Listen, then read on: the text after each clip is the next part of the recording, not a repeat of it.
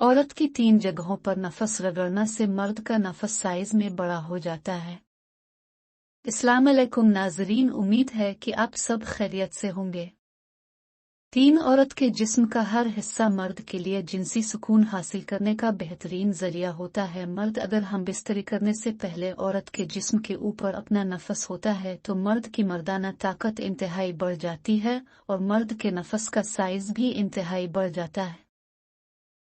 जो मिसाल तक बासानी औरत के साथ हम बिस्तरी करने का मजा लेते हैं, तो ऐसे मर्द औरत के जिस्म की 3 जगहों पर अपना नफस रखे और मुसल्लत नंबर 16D के दरमियान फसल करना। वो मर्द 100 साल तक औरत के साथ हम बिस्तरी करने का मजा लेते हैं। जो मर्द औरत की छाती के दरमियान अपना नफस डाल कर रहे थे और मसल थे, और मर्द हम बस्तरी करने से पहले औरत की कमीज उतार कर उसके दोनों छातियों के दरमियान 10 मिनट तक अपना नफस सरगोधा और मिलता है, तो मर्द की मर्दाना ताकत में बेपनाह इजाफा होता है। मर्द के नफस के साइज में भी इजाफा होता है और मुर्ग 100 साल तक आसानी से औरत के साथ हम बिस्तरी कर सकता है।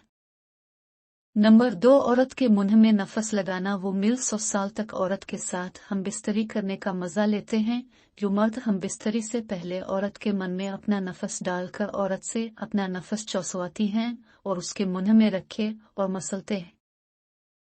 अंग्रेज और अरबी लोगों के नफस का साइज इससे भी बड़ा होता है और उसकी टाइमिंग इसलिए भी ज्यादा होती है क्योंकि वो हम बिस्तरी से पहले अपना नफस औरत के मुंह में डालकर औरत से चिसवात हैं। औरत के मनी की गर्मी की वजह से और सलाहियतों में मौजूद नज़्मो उसकी वजह से मर्द के नफस की रगें मजबूत हो जाती है, जिससे नफस के साइज और टाइमिंग इजाफा होता है।